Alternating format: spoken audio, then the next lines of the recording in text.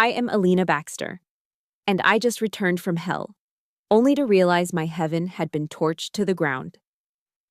For 9 months in the Middle East, every time the sirens wailed, the only thing keeping me sane was the image of this house in Naperville. It wasn't just bricks and mortar, it was my entire re-enlistment bonus, my sweat, and the blood I spilled so my parents could have a sanctuary for their old age. But standing at the driveway gate at 2 in the morning, with the October wind slapping my face, I saw a rusted iron chain wrapped tight around the door handles. No porch light, no sound of Dad's TV. Just a dead silence and a bright red sign that screamed, "Foreclosure, disputed, property." I called their phones, straight to voicemail. I pounded on Mrs. Ruth's door next door. She looked at me like she was seeing a ghost, then uttered words that shredded my heart more than any shrapnel ever could. "Alina, you don't know. Lucas sold everything, your parents. They are living out of the old truck in the Walmart parking lot." My world collapsed, but I did not fall. I chambered around in my mental rifle. The real war wasn't in the desert, it was right here. I drove the rental pickup through the silent streets of Naperville like I was dodging IEDs. My hands gripped the steering wheel so hard my knuckles turned white. The town I grew up in, usually a picture of suburban peace with its manicured lawns and slumbering houses, now looked like a hostile foreign territory. Mrs. Ruth's words kept replaying in my head on an endless, agonizing loop. Walmart parking lot, living in the truck. I pulled into the supercenter's lot. It was a vast sea of asphalt under the hum of high-voltage sodium lights. This was the only place in America that allowed people to park overnight without the cops knocking, a concrete purgatory for the displaced. I saw the contrast immediately, and it felt like a physical blow to the gut. On the left were the snowbirds, retirees in their $1 million Winnebago RVs, parked there to save a few bucks on a campground fee while traveling south. They were sleeping in heated comfort. And there, shoved into the darkest corner near the dumpster enclosures, was my father's old Ford F-150. It looked like a piece of scrap metal amidst a fleet of land yachts. I killed the engine and approached on foot. The wind cut through my jacket, but I was numb. I crept up to the passenger window, peering through the glass fogged up by human breath. What I saw inside broke me. My father, Robert Baxter, the man who once carried me on his shoulders, the man who was as sturdy as an oak tree, was curled up in the driver's seat. He looked shrunken. His beard was unkempt, his face gray and hollow. He was wearing 3 layers of flannel shirts.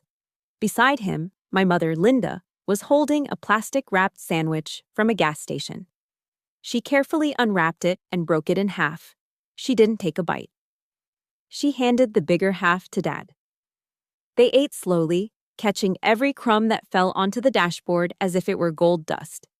The interior of the cab was piled high with trash bags, their entire life reduced to plastic sacks. I knocked on the glass. Mom screamed. It wasn't a scream of recognition. It was the terrified yelp of a stray animal expecting to be kicked. She scrambled to hide the food, her eyes wide with panic. "No! We are leaving! Please don't tow us!" she cried out, her voice muffled by the glass. She thought I was private security. "Mom, it's me! It's Alina!" I shouted. Dad blinked, his eyes unfocused. He fumbled with the lock. When the door groaned open, the smell hit me. A stagnant mix of unwashed clothes, stale food, and the sharp, metallic scent of despair. "Alina?" Dad wheezed. You're home?" I didn't say a word. I pulled them out of that metal coffin. Mom hugged me, but her body felt wrong. She was frail, just skin and bones shivering under a thin coat. "I'm sorry, Alina," she sobbed into my chest, her tears soaking my shirt. "I'm so sorry. I couldn't save the house. I failed you." I drove them to the nearest Motel 6. I didn't care about the cost. I forced them into a warm shower and ordered hot food from a 24-hour diner.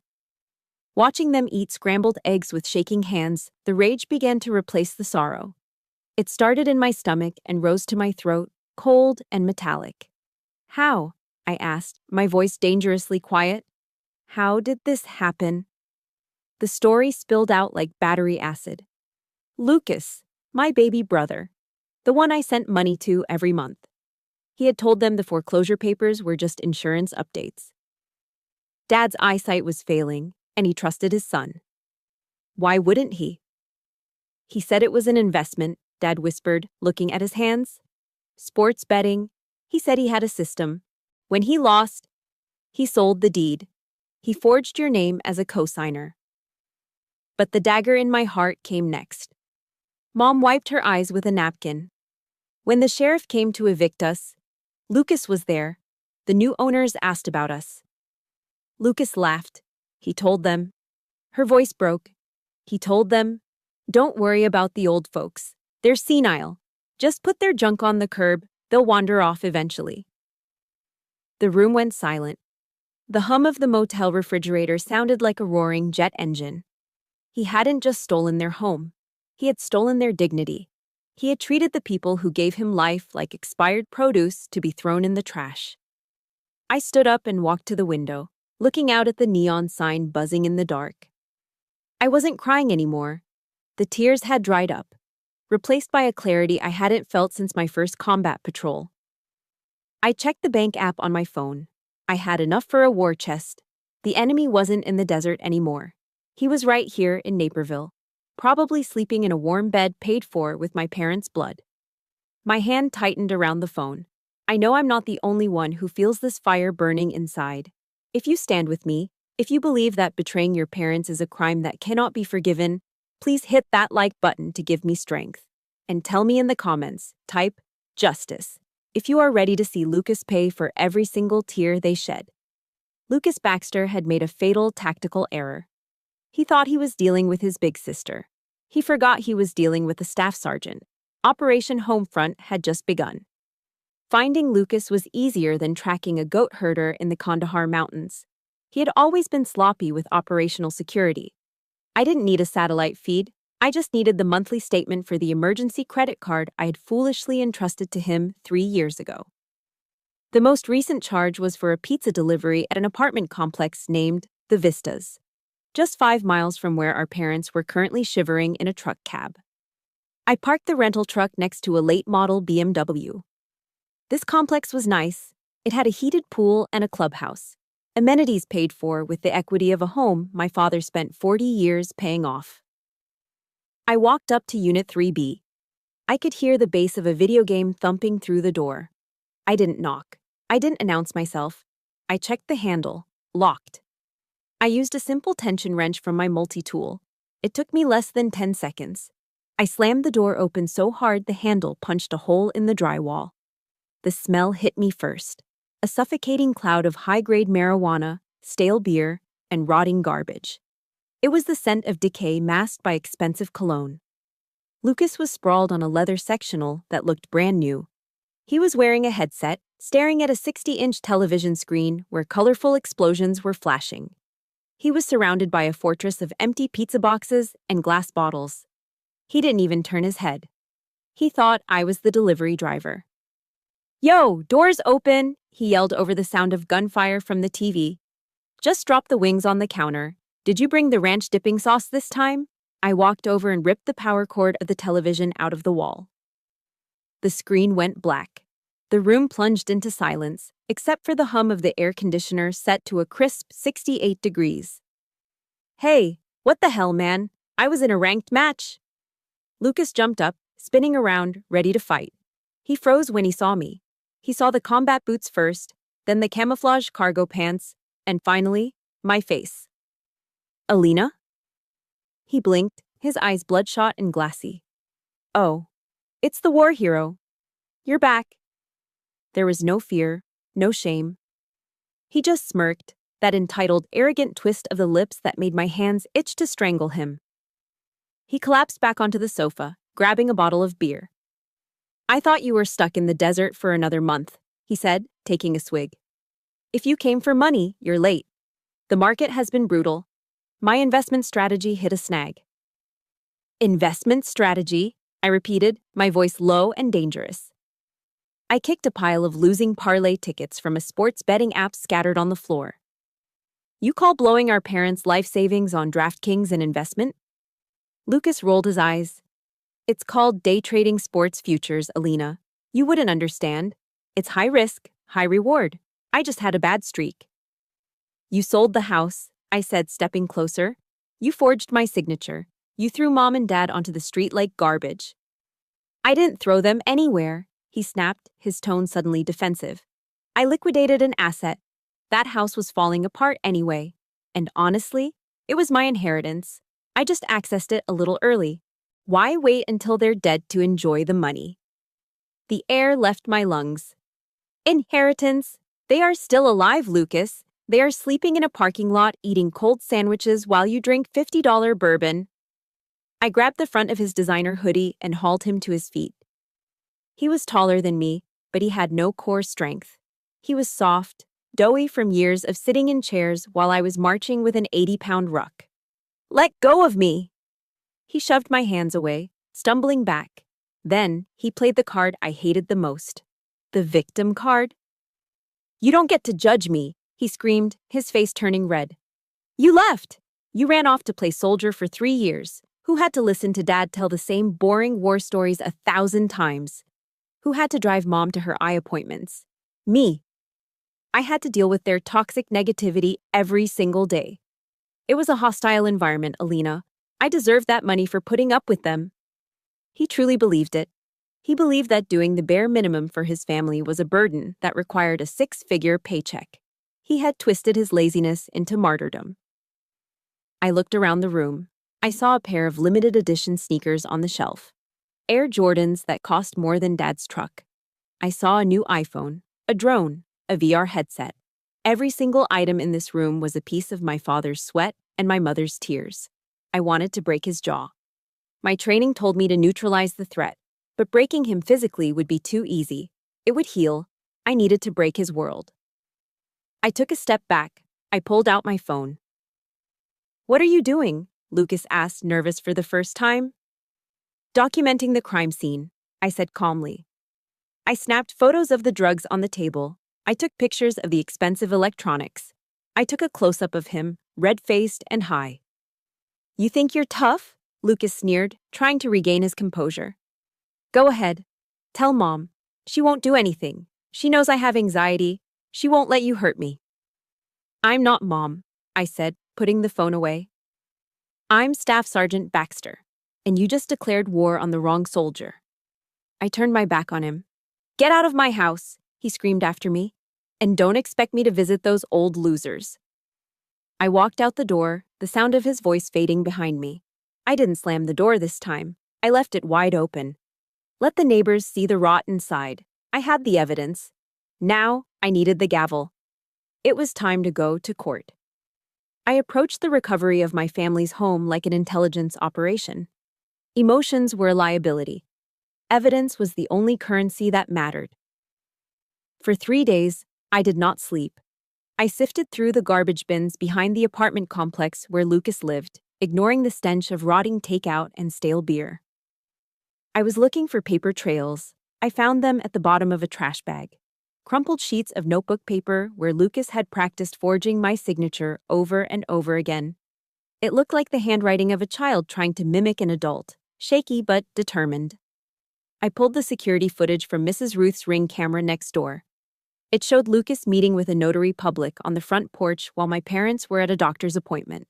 I saw him laughing, shaking hands, and signing a document that ended 40 years of my father's hard work. It was a federal crime. Fraud, forgery, violation of the Service Members Civil Relief Act. When I laid the evidence out on the motel bed, I expected my parents to be relieved. I expected anger at the son who had deceived them. Instead, my mother looked at the stack of papers and turned pale. He could go to prison for this, she whispered, her hands trembling. He committed a felony, Mom, I said, my voice steady. He stole your house. He stole my credit. Mom dropped to her knees. She grabbed my hand, her tears hot against my skin. Please, Alina, don't send him to jail. He's your brother. He's just lost. If you press charges, it will ruin his life. I pulled my hand away, feeling a cold knot tighten in my stomach. She was begging me to save the predator who had left her homeless. The hearing at the DuPage County Courthouse took place 2 weeks later. The air in courtroom 402 smelled of floor wax and old wood. Lucas showed up wearing a suit that was clearly borrowed. The sleeves were too long, covering his knuckles. He had shaved and combed his hair, trying to play the part of the misunderstood youth. But Judge Miller was not an audience for Lucas's theater. I had read his bio. Miller was a retired Marine Corps lieutenant colonel. When my lawyer presented the evidence, the forged deed and my deployment orders, Judge Miller's face hardened like stone. He looked at the paperwork, then at me, and finally at Lucas. "Mr. Baxter," the judge said, his voice deep and resonating without a microphone.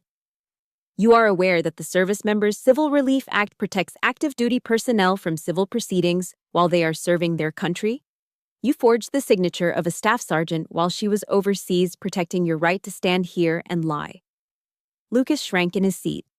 "Your Honor, I intended to pay it back. It was a family misunderstanding." "It is not a misunderstanding," Judge Miller snapped. "It is a disgrace. You preyed on the elderly and the deployed. You are ashamed to the name you carry." The gavel came down with a sound like a pistol shot. The sale of the house was declared void ab initio, invalid from the start. The house was ours again. I felt a surge of triumph, a clean, sharp victory, but it lasted less than a minute. "However," the judge continued, picking up a handwritten letter from his bench, "I have received a character statement and a plea for leniency from the victims, Robert and Linda Baxter." My head snapped toward my parents in the gallery. Mom was looking down at her lap. Dad was staring at the wall. They had written to the judge behind my back. "Because of their plea," Judge Miller said, looking at me with something like pity in his eyes, "I am suspending the prison sentence. 2 years of probation. 500 hours of community service. You are lucky, son. Your parents have more mercy than you deserve." We walked out of the courthouse into the gray afternoon light. Lucas stopped at the bottom of the concrete stairs. He loosened his tie and looked at me. The fear from the courtroom was gone, replaced by that familiar, arrogant smirk. "See?" he whispered, leaning in close so only I could hear. "Mom and Dad saved me. They still love me best, Alina. You can't court-martial love." He walked away whistling, free to go back to his life, while I stood there, holding the court order that felt heavier than a rucksack. We moved back into the house the next day. It should have been a celebration, but the air inside was heavy, thick with unspoken accusations. Dinner that night was silent. Mom made a pot roast, Lucas's favorite. She cut the tenderest center slice and wrapped it in foil, putting it in the fridge. "Just in case he stops by and he's hungry," she mumbled, avoiding my eyes. They looked at me not as their savior, but as the cruel warden who had almost sent their baby boy to jail. The gratitude was gone, replaced by a quiet resentment. I went up to my old room. I took my service pistol out of its lockbox and began to clean it. The smell of gun oil was comforting. It was honest. I disassembled the slide, wiping away the carbon, my motions mechanical and rhythmic. Downstairs, the house was silent. No laughter, no warmth, just 2 old people missing the son who had tried to destroy them and fearing the daughter who had saved them. I looked at the disassembled weapon on my desk. I had won the war for the house, but I had lost the family inside it. Who exactly was I protecting? And in this house, who was protecting me? The peace lasted for exactly 3 months. It was a fragile porcelain kind of peace, pretty to look at. But one wrong move would shatter it into a million jagged pieces. It broke on a Tuesday night in November. A storm was hammering Naperville, the kind of Midwest gale that rattled the windows in their frames. I was in the kitchen, finishing a cup of tea, when the pounding started on the front door. It wasn't a knock. It was the desperate, rhythmic thud of a body throwing itself against the wood. My hand instinctively went to the knife block. I pulled out a chef's knife and moved to the hallway. Dad was already there, fumbling with the deadbolt, his hands shaking. "Don't open it, Dad," I warned. But he did. And Lucas fell into the foyer like a sack of wet cement. He was unrecognizable. His left eye was swollen shut, a purple lump the size of a golf ball. His nose was clearly broken, skewed to the side, leaking blood onto the hardwood floor. His designer clothes were ripped and soaked with rain and mud. "Help me," he wheezed, spitting blood. "Mom! Dad! They're coming!" Mom screamed from the top of the stairs. She rushed down, ignoring the blood, and wrapped her arms around him. "My baby. Oh God, Lucas, who did this to you?" "The Russians," Lucas sobbed, burying his face in Mom's nightgown, smearing it with red. "I owe them money, $50,000. I tried to double down to win back the house money, but the app cheated me. They said if I don't pay by tomorrow, they'll burn this house down with everyone inside." $50,000. The room spun. My parents looked at me. It was that look again. That familiar, suffocating look of helplessness. They weren't looking at me as their daughter. They were looking at me as the fixer, the shield, the bank. "Alina." Dad's voice cracked. "We can't let them kill him." I looked at Lucas, cowering on the floor, using our elderly parents as human shields against his own consequences. I hated him in that moment. I hated him more than the insurgents who had shot at me in the desert. They were honest enemies. Lucas was a parasite. But I couldn't let mobsters firebomb my parents' house. I grabbed Lucas by his collar and hauled him up. I slammed him against the wall, my forearm pressing against his windpipe. "Listen to me," I hissed, my face inches from his. "I am going to save your worthless life, not for you, but because I will not let Mom and Dad bury a son. But this is the last time. From this second forward, you are not a civilian. You are my recruit. You live by my law."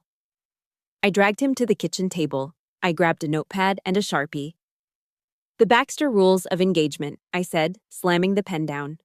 "Rule number 1. You get a job at the distribution warehouse on Route 59. I know the foreman. It is brutal, back-breaking work. Your paycheck gets direct deposited to me to pay back the debt. Rule number 2. Random drug and alcohol screenings, weekly. Rule number 3. You slip up once, 1 minute late, 1 failed test, and I throw you out and text your location to the Russians." Lucas nodded frantically, tears streaming down his bruised face. He signed the paper with a trembling hand. He would have signed a deal with Satan himself to stop the pain. In a way, he just did. The next night, I drove Lucas to the meet. It was a dive bar on the outskirts of Chicago, a place where the floor was sticky with stale beer and the air smelled of cheap tobacco and violence. I left Lucas in the car. "Stay down," I ordered. I walked in. I wasn't wearing my uniform, but I wore my field jacket and my boots. I carried myself with the kinetic energy of a loaded weapon. The bartender looked at me and looked away. 3 men were sitting in a booth in the back. They were thick-necked, wearing leather jackets, looking like they carved people up for sport. I walked straight to their table. I didn't sit. I reached into my jacket and pulled out a thick envelope. It contained every cent of my combat savings. Money I had bled for, money I was saving for a quiet life. I tossed it onto the table. It landed with a heavy thud. "Principal only," I said, my voice cutting through the noise of the jukebox. "The interest is canceled." The man in the middle, the leader, laughed. He had gold teeth. "That is not how it works, little girl. The VIG is—" I leaned in, placing my hands on the table. I stared into his eyes with the 1,000-yard stare I'd perfected in a war zone. "I am not a little girl," I said softly. "I am a staff sergeant in the United States Army. That money is all you get. If you come near my house, if you even look at my family again, I won't call the police. Police need warrants. Police need probable cause. I have a unit of brothers who are itching for a live fire exercise." The leader stopped laughing. He looked at the money, then at my eyes. He saw that I wasn't bluffing. He saw that I was more dangerous than he was because I had nothing left to lose. He nodded once, slowly. "Take the boy. We are done." I walked out, my heart hammering against my ribs, but my hands steady. I got back into the car. Lucas was curled up in the fetal position in the passenger seat. Did you pay them?" he asked. "I bought you," I said, starting the engine. "Now you belong to me." I drove us home in silence, the weight of my empty bank account pressing on my chest. I had saved him, but I felt like I had just made a deal with the devil. Have you ever had to sacrifice everything for someone who didn't deserve a dime? If you know this heavy feeling, hit that like button so I know I'm not carrying this burden alone. And tell me in the comments, type iron rules if you think I did the right thing by forcing him to sign that contract. Lucas thought the nightmare was over because the Russians were gone. He was wrong. His nightmare was just beginning, and I was the drill instructor. The first month under my iron rules passed, not with the discipline of a boot camp, but with the suffocating tension of a prison holding cell. I'd emptied my entire life savings, $50,000, to keep Lucas breathing. That money was my safety net, my future down payment on a small cabin in the woods. Now, it was gone, vanished into the pockets of Chicago loan sharks. To rebuild and to keep the lights on in a house that felt increasingly like a mausoleum, I took a second job. By day, I managed the logistics for a trucking company. By night, I worked armed security at a commercial complex in Aurora. I was sleeping 4 hours a night. My eyes felt like they were filled with sand. My body ached with a fatigue that went down to the marrow. But when I came home at 6 in the evening to cook dinner, because Mom was too frail from the stress and Dad was too depressed, I didn't get a thank you. I got Lucas. He would drag himself through the back door after his shift at the distribution warehouse, looking as if he had stormed the beaches of Normandy. He collapsed into his chair at the kitchen table, still wearing his neon safety vest. "My back is killing me," he groaned, dropping his head onto the placemat. They had me on the loading dock all day, 8 hours of lifting 40-pound boxes. It's inhumane, Alina. Seriously. I set a plate of meatloaf down in front of him. I'd been standing for 12 hours straight in combat boots. "It's called work, Lucas," I said, my voice raspy. "It pays the bills." "My hands were made for holding a pen, or a controller," he muttered, flexing his fingers dramatically. "Not for manual labor. I'm wasting my potential." Mom hurried over with a bowl of warm water and a towel. She knelt on the linoleum floor, my mother, with her arthritic knees, and began to unlace Lucas's work boots. "Oh, you poor thing," she cooed, massaging his ankles. "You're working so hard for this family. Just relax, honey. Mom's here." I stood by the sink, gripping the edge of the counter until my knuckles turned white. They were treating him like a returning war hero because he worked a standard shift at a warehouse, while I was literally bleeding my bank account dry to clean up his mess. To them, his suffering was a tragedy. My sacrifice was just expected duty. The resentment started to rot me from the inside out. It got worse when I checked in with his foreman, an old friend from my reserve unit. The report wasn't good. Lucas was mastering the art of quiet quitting. He was doing the absolute bare minimum not to get fired. He spent cumulative hours in the bathroom, avoiding the floor cameras, scrolling through TikTok. He showed up 5 minutes late, then 10. When I confronted him about it in the hallway, he didn't even look ashamed. He looked annoyed. "I go to the job, don't I?" he snapped, his eyes glued to his phone screen. "Get off my back, Alina. You paid the debt. Great. Does that mean you own my soul? Are you my sister or my warden?" "I am the person keeping you out of a body bag," I shot back. "If you lose this job, you violate the contract, and I will throw you out." "You wouldn't," he sneered. "Mom wouldn't let you." He was right, and he knew it. The breaking point came on a Tuesday. I walked into the living room and saw Lucas sliding a $20 bill out of Mom's purse, which was sitting on the coffee table. He froze when he saw me. Then, with a casualness that made my blood boil, he shoved the bill into his pocket. "What are you doing?" I asked, my voice low. "Relax," he said, grabbing his car keys. "I just need a pack of Marlboros and a couple of scratch-offs. I'm feeling lucky today." "You are stealing from her," I said, stepping in his path. "After you lost their house, after you almost got them killed, you are stealing their grocery money to gamble?" "It's $20, Alina. It's pocket change," he shouted. Mom walked in from the kitchen, wiping her hands on her apron. "What's all the yelling?" "He's stealing from you, Mom," I said, pointing at his pocket. Mom looked at Lucas, then at me. Her face softened. Oh, Alina, it's fine. I told him he could take a little if he needed it. He works so hard, he needs to blow off some steam. She was lying. I knew she hadn't told him. She was covering for him, enabling the very addiction that destroyed us, just to keep the peace. I looked at them, the coddling mother and the parasitic son, and I felt a wave of isolation so strong it nearly knocked me over. I was the villain in this house. I was the mean, unfeeling soldier ruining their happy little delusion. Fine, I said, grabbing my gear bag for my night shift. Blow off steam, just remember the rules. I left for work, but a knot of unease tightened in my gut. That night, I came home early, around 3 a.m, for a surprise inspection. The house was dark. I walked silently down the hall to Lucas's room. I cracked the door open. Lucas was awake. He was lying on his bed, whispering into his phone, the screen illuminating his face with a pale blue glow.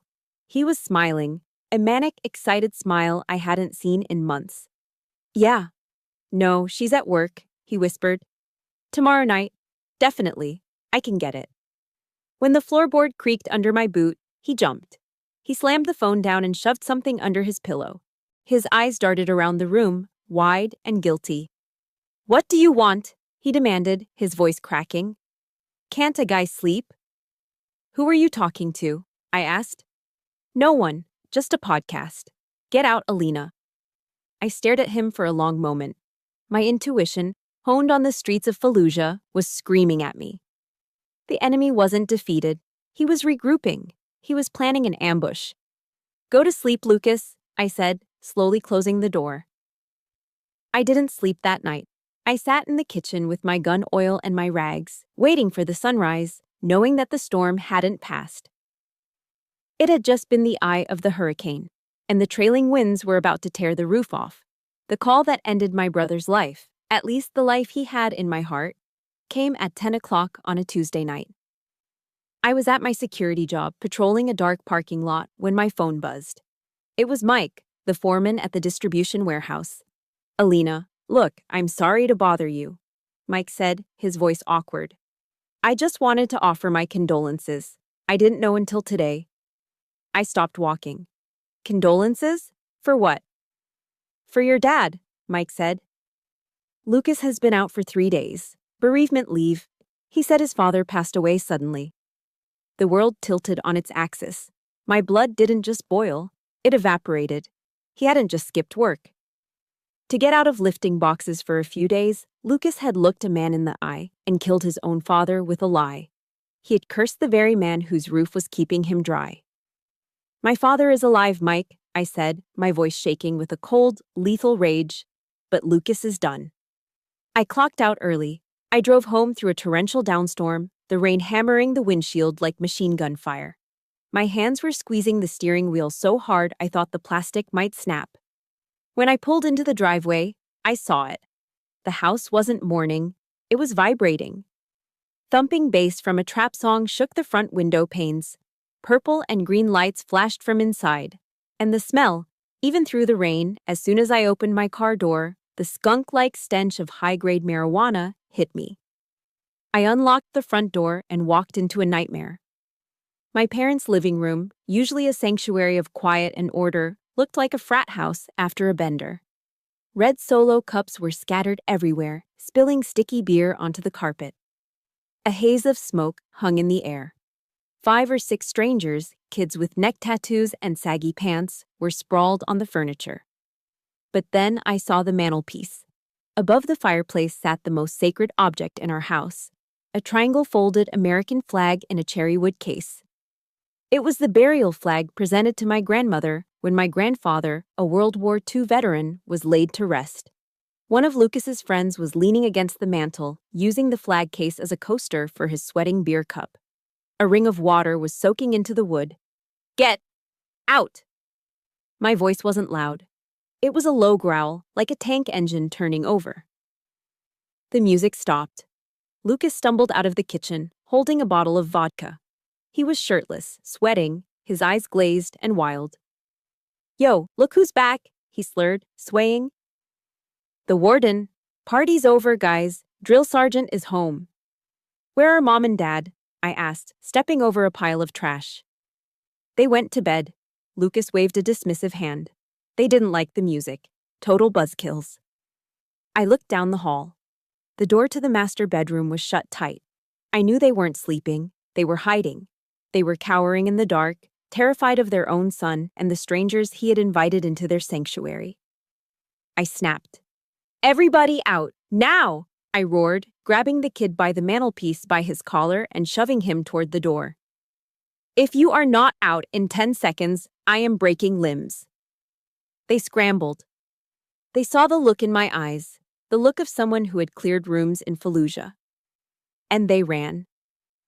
Hey, you can't treat my guests like that, Lucas screamed. He smashed the vodka bottle against the counter, shattering the bottom, holding the jagged neck like a shank.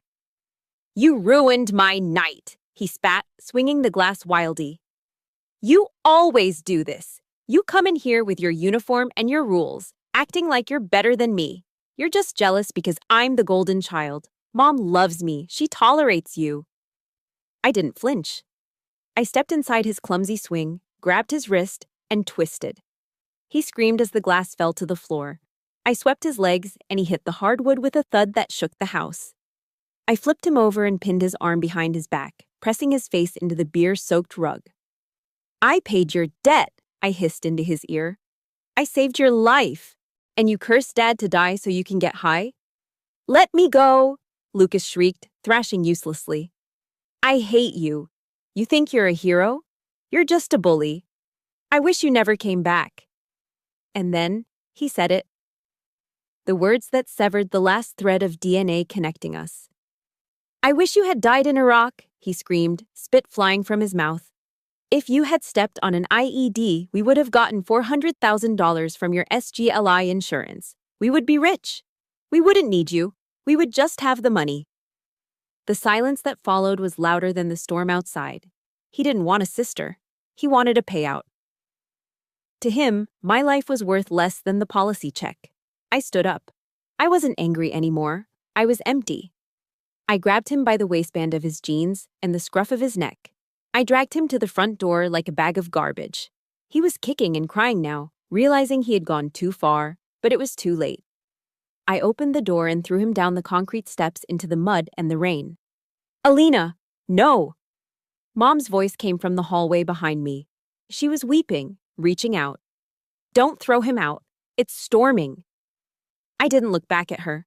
I looked at Lucas, shivering in the mud, looking up at me with wide, terrified eyes. Mission complete, I said. You are not my brother anymore. I slammed the heavy oak door. I threw the deadbolt. Click. It was the sound of a casket closing. I stood there, listening to him pound on the door, listening to my mother sob. And for the first time in my life, I felt absolutely nothing for him. Have you ever had a family member say something so cruel that you instantly stopped loving them? If you believe that some lines can never be uncrossed, hit that like button. And tell me in the comments, type deadbolt if you would have locked that door and never opened it again. The house was safe, but the silence inside was about to kill us all. The week that followed Lucas's exile was not peaceful. It was a vacuum. The house was clean again. The smell of stale beer and marijuana had been scrubbed away with bleach and lemon oil. But the silence that replaced the chaos was heavy, pressing against my eardrums like the cabin pressure in a descending aircraft. It felt less like a home and more like a morgue. Dinner became a nightly torture session. My parents and I sat at the dining table, the only sounds being the scrape of stainless steel forks against china plates and the ticking of the grandfather clock in the hallway. They didn't look at me.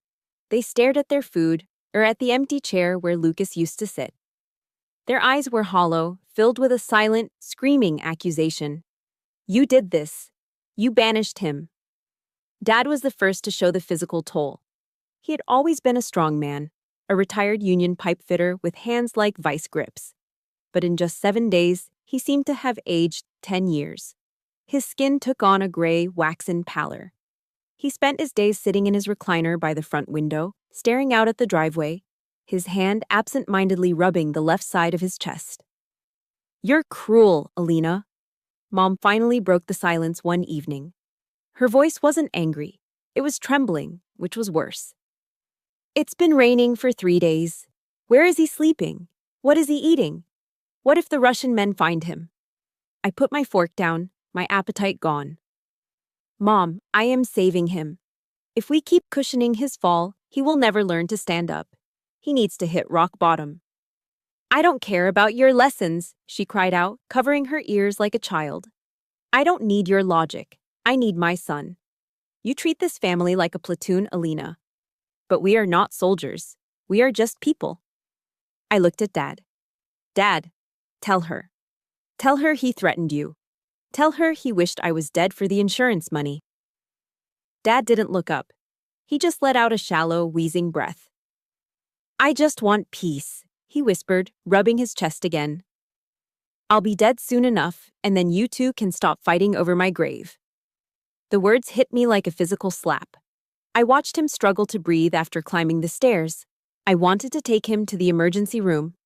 I suspected stress-induced cardiomyopathy, broken heart syndrome. But every time I mentioned a doctor, he waved me off with a stubbornness that was terrifying. He had given up.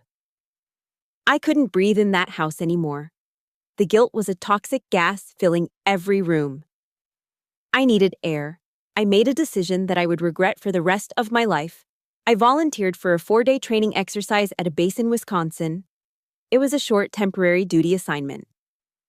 I told myself I was doing it to give them space, to let the tensions cool down. I was lying to myself. I was running away. Before I left, I spent an afternoon upgrading our security. I installed 2 hidden cameras covering the perimeter, one facing the driveway, one covering the backyard. I connected them to an app on my phone. The night before I was scheduled to leave, I saw him. I was lying in bed, staring at the blue light of my phone screen. The motion sensor triggered. A grainy black and white figure was skirting the edge of the fence line. It was Lucas. He wasn't coming to the door to apologize. He was circling the house like a vulture waiting for an animal to die. He looked thin, his hoodie pulled up over his head, his movements jerky and paranoid. He knew I was home, so he kept his distance. He was waiting for me to leave. I felt a chill crawl up my spine. He was no longer my brother. He was a hostile entity probing the perimeter. I went downstairs the next morning with my duffel bag packed. I stood by the back door with Mom. I'll be back on Sunday, I said, gripping her shoulder. Mom, listen to me. I saw him on the cameras last night. He is watching the house. Do not unlock this door. Do not let him in. If he wants to talk, he can call me. Promise me. Mom looked at me, her eyes red-rimmed and evasive. Okay, Alina, have a safe trip. She didn't promise. I drove away with a knot in my stomach the size of a fist. That night, 200 miles away in a sterile barracks room, my phone pinged. A motion alert at the back door. I opened the app. The video feed loaded. I saw the back porch light flicker on. I saw the handle of the back door turn. And then, I saw my mother's hand reach out and slide the heavy brass deadbolt to the left. Click. She left the door unlocked. She left the latch open, a silent invitation, a beacon of blind, foolish love for the prodigal son. She thought she was leaving a light on for her boy. She didn't realize she had just unlocked the gates of hell. I tried to call her. No answer. I stared at the screen, helpless, watching the empty porch, knowing that the predator was out there in the dark, and the sheep had just opened the pen. The notification that ended my world didn't sound like a bomb going off. It sounded like a standard digital chime, a ping from my phone sitting on the nightstand of a cold barracks room in Wisconsin, 200 miles away from home. It was 2:14 in the morning. I rolled over and grabbed the phone, my heart already hammering a warning rhythm against my ribs. I tapped the security app. The screen loaded, the little buffering circle spinning for an agonizing second before the live feed from the kitchen camera popped up in grainy, black and white night vision. I stopped breathing. Someone was in the kitchen. It wasn't a stranger. It was Lucas. But he didn't look like the brother I'd grown up with. In the harsh infrared light, his eyes looked like 2 black holes burned into a skull. He was shaking, his movements jerky and erratic. He was scratching at his arms, sweating through his hoodie. He looked like a junkie in the throes of withdrawal, a desperate animal scavenging for a fix. He hadn't broken in. He had walked right through the back door, the door my mother had left unlatched. I watched, paralyzed, as he tore through the kitchen cabinets. He wasn't looking for food. He was looking for cash, for silver, for anything he could pawn. He moved to the hallway cabinet where Mom kept her prescription painkillers for her arthritis. He ripped the door open, sweeping bottles onto the floor, cursing when he found them empty. Then he turned toward the master bedroom. "No," I whispered to the empty barracks room. I pressed the microphone button on my screen. "Lucas, stop." The audio lag was terrible. My voice came out of the kitchen speaker a second later, tinny and distorted. He didn't even pause. He kicked the bedroom door open. Through the camera angle, I saw the hallway light spill into the dark bedroom. My father, Robert Baxter, stepped into the frame. He was wearing his old plaid pajamas. He looked frail, but he stood tall, blocking the path to my mother. "Get out, Lucas," Dad said. The microphone picked up his voice, trembling but firm. "We have nothing left for you. Leave us alone." Lucas didn't leave. He lunged. "Don't lie to me," Lucas screamed, his voice cracking with hysteria. "I know you have the pension card. I know Alina gave you money. Give it to me. I need it." He shoved Dad. It wasn't a punch. It was a desperate, violent push against the chest of a man whose heart was already broken. Dad stumbled back. His legs hit the edge of the bed frame, and he collapsed onto the hardwood floor with a sickening thud. A framed family photo, taken when we were kids at Disney World, fell from the dresser and shattered. Dad didn't get up. He rolled onto his back, clutching his left arm. His face, illuminated by the hallway light, twisted in a mask of absolute agony. His mouth opened, gasping for air that wouldn't come. "Dad!" I screamed at my phone. "Dad!" Lucas froze. He stood over our father, breathing hard. He looked down at the man who had raised him, the man who was currently clutching his chest, his skin turning a dark, hypoxic gray. Dad reached a shaking hand up toward Lucas. "Son." Dad wheezed, the sound wet and rattling. "Help. Phone. 911. This was the moment. This was the split second that defined a soul. Lucas looked at Dad's hand. Then, his eyes darted to the floor. Dad's old leather wallet had fallen out of his pajama pocket when he hit the ground. Lucas looked at the dying man. Then he looked at the wallet. I can't stay," Lucas stammered, backing away. "The Russians. I have to pay them. I'm sorry, Dad." He didn't reach for the phone. He reached for the wallet. He snatched it up, stuffing it into his hoodie pocket. He looked at Dad one last time, not with love, not even with regret, but with the cold, selfish panic of a coward. "Lucas!" I shrieked, my finger pressing so hard on the screen I thought the glass would crack. "Call 911. He is dying! Lucas!" My voice echoed through the empty kitchen, a digital ghost haunting the scene. Lucas turned and ran. He bolted out the back door, disappearing into the night, leaving the door wide open to the cold wind. On the floor, Dad's hand fell limp. His chest heaved once, twice, and then stopped. The silence that followed was heavy, absolute, and final. 10 seconds later, my mother crawled out from the ensuite bathroom where she had been hiding. She saw Dad lying amidst the shattered glass of our family portrait. "Robert," she whispered. She crawled over to him, shaking his shoulders. "Robert, wake up. He's gone, Robert. You can wake up now." When he didn't move, she let out a sound that I will hear in my nightmares until the day I die. It wasn't a scream. It was a long, low wail of a woman whose universe had just imploded. I sat on my bunk, 200 miles away, staring at a small screen in the dark, watching my mother rock my father's lifeless body. I was a soldier. I was trained to save lives. But I couldn't save him, because the enemy wasn't a terrorist. The enemy was my brother, and the weapon wasn't a gun. It was a wallet. My father was dead, and Lucas Baxter had murdered him for $40 and a debit card. The sky wept for my father, even if his son did not. It was raining harder than I had ever seen in Illinois. a relentless, freezing downpour that hammered against the stained glass windows of the Grace United Methodist Church. Inside, the air was thick with the scent of damp wool, lilies, and old hymnals. I stood at the position of attention next to the open casket. I was wearing my Army service uniform, the dress blues. My trousers were pressed sharp enough to cut skin, my shoes shone like black mirrors, and the gold stripes on my sleeves caught the dim light. I was a statue carved from grief and discipline.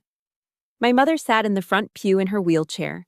She was heavily sedated, her head lolling to the side, clutching a damp handkerchief. She looked small, shrunken by the enormity of the loss. The honor guard had just finished folding the flag. I watched them with a critical eye, counting the 13 folds, listening to the sharp snap of the fabric as they pulled it taut. It was a perfect triangle of blue stars, the final shield for a man who had been stripped of everything else. The bugler began to play taps. The mournful, lonely notes drifted through the sanctuary, tightening the throats of everyone present. It was the sound of a final goodbye. And then, the heavy oak doors at the back of the church crashed open. The sound was like a thunderclap, drowning out the bugle. A gust of wind and rain swept into the vestibule, extinguishing the votive candles. Heads turned. A murmur of confusion rippled through the pews. Lucas stood in the doorway. He looked like a drowning rat. He was wearing a black suit that was clearly borrowed. The shoulders were too wide, and the pants pooled around his ankles. He was soaked to the bone, his hair plastered to his forehead. But it was the smell that reached me first. Even from 30 feet away, over the scent of flowers, I could smell the cheap, sour reek of whiskey. He didn't stand respectfully. He stumbled. He grabbed the edge of a pew to steady himself, swaying dangerously. "Dad," he wailed.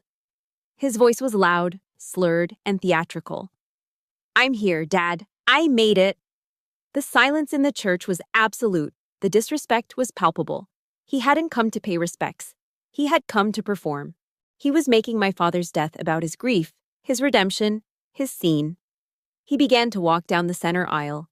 He bumped into an elderly aunt, nearly knocking her over, and didn't apologize. "I'm sorry I'm late," he shouted at the coffin, tears streaming down his face, tears that meant nothing. "Traffic was a killer. But I'm here now.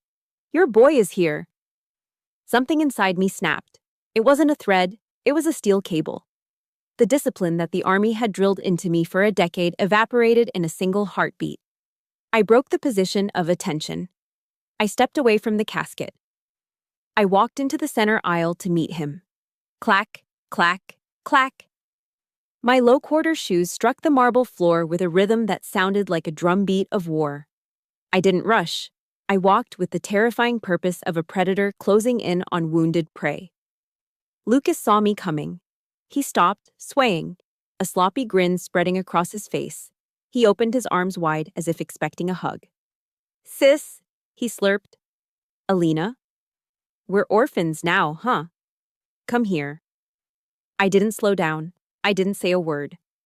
I planted my left foot, twisted my hips, and threw a right hook with every ounce of hatred, grief, and rage that had festered in my soul for 3 years. Crack! My fist connected squarely with his jaw. The sound was sickeningly loud, echoing off the vaulted ceiling. It was the sound of bone meeting consequence. Lucas's head snapped back. His legs turned to jelly. He fell backward, crashing onto the marble floor, sliding 2 feet in his wet clothes. Blood sprayed from his nose, splattering onto the pristine white runner carpet. Gasps filled the church. The pastor took a step forward, horrified. "Alina, please." I ignored them all. I marched over to where Lucas lay groaning, clutching his face. I grabbed him by the lapels of his oversized suit coat and hauled him up to his knees. I dragged him toward the casket until his face was inches from the wood. "Look at him," I screamed, my voice raw and animalistic. "Look at what you did!" Lucas tried to pull away, whimpering, blood bubbling from his nose. "My face? You broke my face." "You broke his heart," I roared, shaking him so hard his teeth rattled. "He died on the floor because you took his wallet instead of calling 911. You killed him for $40, Lucas. Look at him." I pulled my arm back to strike him again. I wanted to destroy him. I wanted to beat the selfishness out of his body right there in front of the altar. No! The scream came from the front pew. It wasn't the pastor. It was Mom. She tried to stand up from her wheelchair, her frail body shaking. Stop it, Alina, stop! Don't hurt him. He's your brother. My fist hovered in the air. I looked at my mother. Her husband was lying in a box, dead because of the boy she was protecting.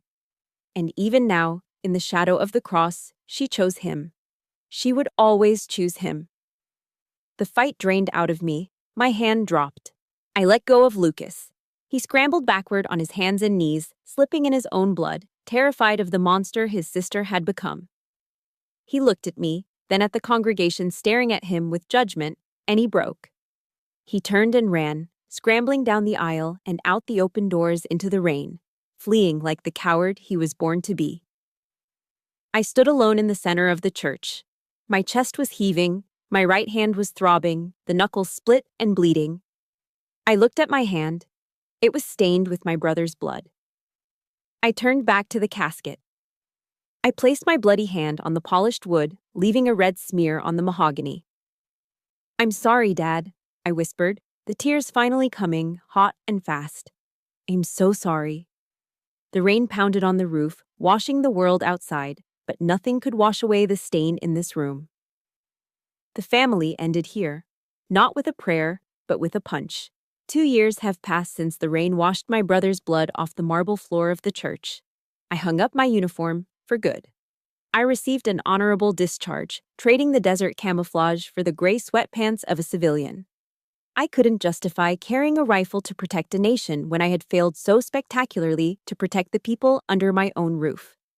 Now, I work as a physical trainer for the VA hospital, helping veterans with PTSD learn to trust their own bodies again. It is quiet work. It is honest work. I still live with Mom in the old house. She has aged 10 years in the last 2. She moves slower now, her hands trembling slightly when she pours tea. She spends a lot of time sitting by the window, watching the seasons change. We never speak his name. Lucas became a ghost word, a taboo syllable that would shatter the fragile peace we had constructed if spoken aloud. But today was different.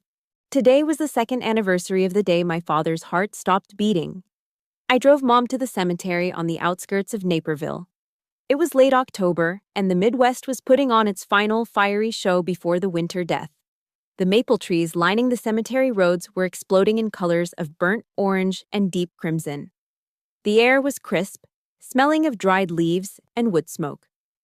I parked the car and helped Mom into her wheelchair. We moved slowly along the gravel path toward the veterans section. From 50 yards away, I saw someone was already there. I stopped. My first instinct was defensive, my muscles tightened, preparing for a confrontation. But then I looked closer. The figure kneeling by my father's headstone wasn't the pale, shivering junkie in the oversized hoodie I remembered. This was a man. He was wearing work boots coated in white limestone dust and heavy canvas pants stained with mortar. His skin was dark, baked brown by the sun and wind. His shoulders were broad, the muscles defined under a tattered thermal shirt. It was Lucas. He didn't hear our approach over the crunch of the dry leaves. He was busy clearing away the dead grass around the marker with his bare hands. His movements were deliberate and respectful. I signaled Mom to stop. We waited in the shadow of a large oak tree, listening. Lucas reached into his pocket. He didn't pull out a flask. He didn't pull out a pipe. He pulled out a small, humble bouquet of wildflowers, goldenrods and asters that he must have picked from the roadside. He placed them gently against the gray granite. "Hey, Dad," he whispered. His voice was different, too. It was deeper, raspy from inhaling construction dust. "I wanted to tell you. I got my 1-year chip yesterday." He paused, wiping his nose with the back of a calloused, scarred hand. "I'm working masonry now, hod carrying. It's brutal work, Dad. My back hurts every day. But it's good pain. It's clean money. I pay my own rent." He let out a shaky breath that turned into a white puff in the cold air.